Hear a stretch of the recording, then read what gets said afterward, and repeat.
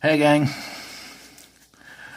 Um, before before I get into this video, I'm not sure how many of you might have heard the news or not, but unfortunately, we lost another great wrestler yesterday. Some of you may remember him, and some of you, if you never got a chance to see the guy wrestle, he was one heck of a talent. Of course, I'm talking about Tom Z-Man Zink. He wrestled in AWA, WWF, and NWA, WCW. And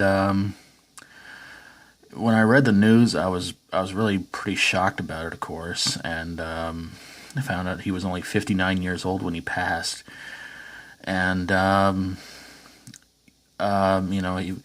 for some of you who may not remember him, he was when he was in WWF, he wrestled with Rick Martel's The Can-Am Connection. He had some pretty successful runs in AWA, but probably title-wise, his best run was probably in NWA and WCW when he was a TV champion, a six-man tag champion, along with Dustin Rhodes and Matt Big Josh Doink the Clown Bourne, and he was the United States Tag Team Champion with Flying Brian Pillman. So Tom Zink, he will be missed, and yeah. So I wanted to kind of get that out there for you guys, and just basically, just say that I think, in all honesty, Tom was a very underrated talent, and it was such a shame that he never really seemed to accomplish bigger things. But again, arguably, I think he had his best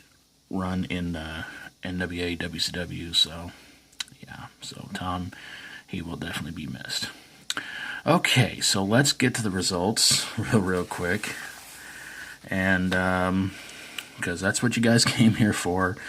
So let's get to, of course, the opening match, which was the pre-show match between Zack Ryder and Mojo Rawley. The Hype Bros explode. And your winner of that one was Mojo Rawley.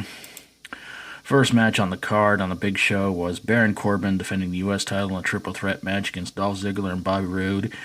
And your winner and new United States champion, shockingly, Dolph Ziggler. Then it was the tag title match, Fatal 4-Way, which, if it had been an elimination match, it probably could have been a little bit more interesting, between the Usos, The New Day, Chad Gable, Shelton Benjamin, Rusev, and Aiden English in your winner, and still the tag team champions, the Usos. Then the SmackDown Women's title was on in a Lumberjill match between Natalya and champion Charlotte Flair, and your winner, and still women's champion, Aglar there, Charlotte. And then Breezango took on the Bludgeon Brothers, and your winners, of course, the Bludgeon Brothers.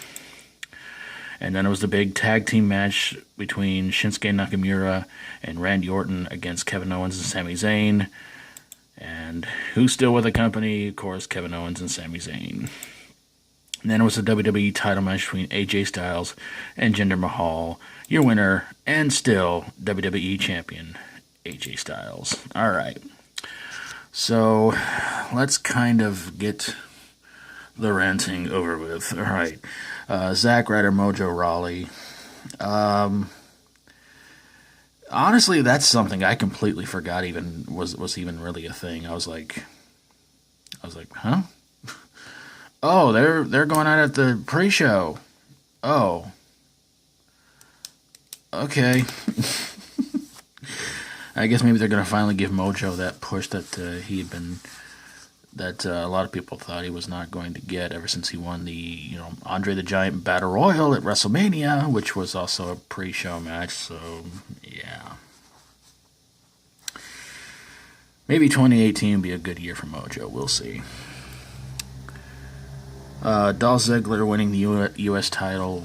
I guess in a way you can say, if you really gripe and complain and moan and groan enough in WWE, they'll give you a secondary championship, but they won't give you a major championship. So, yeah.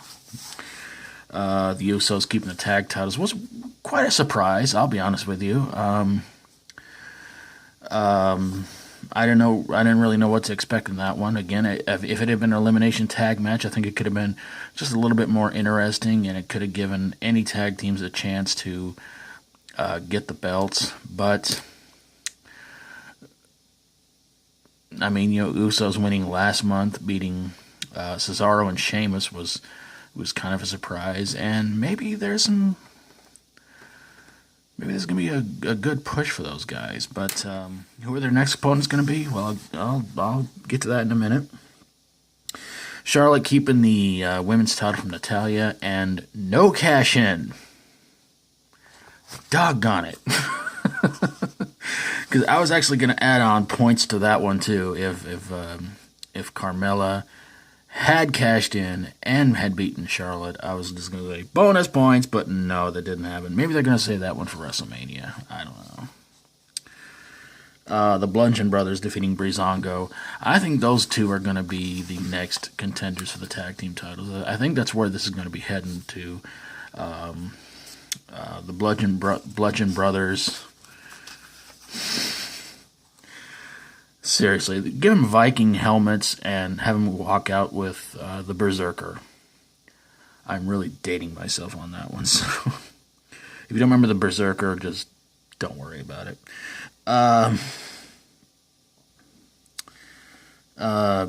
Kevin Owens, Sami Zayn defeating Randy Orton and Shinsuke Nakamura. And the big story coming out of that one was Randy Orton has a hair transplant. Yeah. Did you guys read about that over the weekend? I'm seeing some like Randy Orton's new hair. I'm like, huh?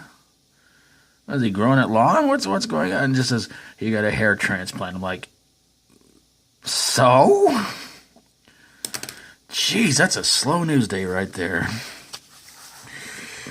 Oh yeah, and Daniel Bryan might be turning heel. I'm not really sure, but seriously, like, so what? He got a hair transplant. Okay.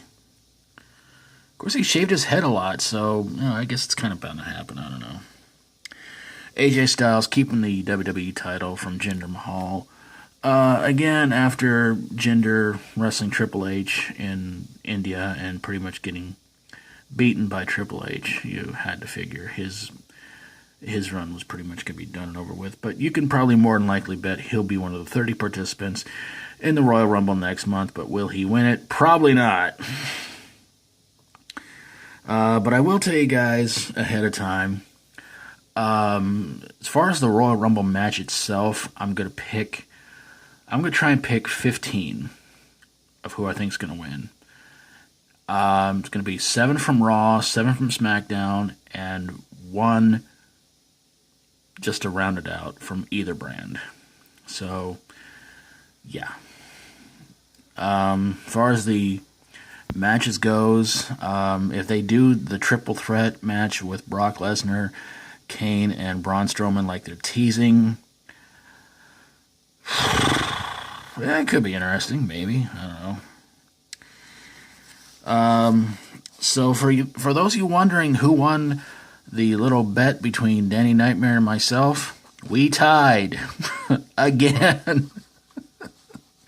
So Danny, I don't know what the plan is, man, on how you want to do this, but if you want to leave a comment down below, let me know. Love to hear from you, man. Or if you'd rather do a video later this week and tell everybody what the plan is. I mean, if you want to if you want to just say, okay, cool, it's a tie, we'll put it off till next month for the Royal Rumble or something like that. That's cool with me, man. But I want to give some shout-outs to some wrestling channels and wrestling-related channels I hope you guys will go check out.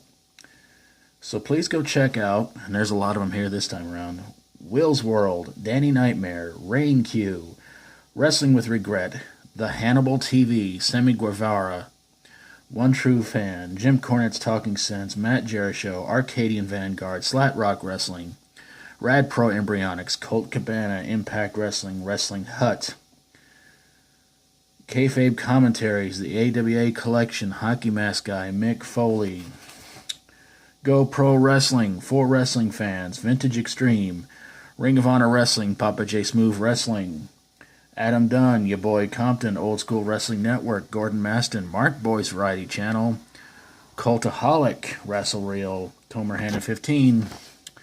Dennis Gabriel, Buckshot LaFonk. Wrestling Hub, Papa Shango's Wrestling Bazaar.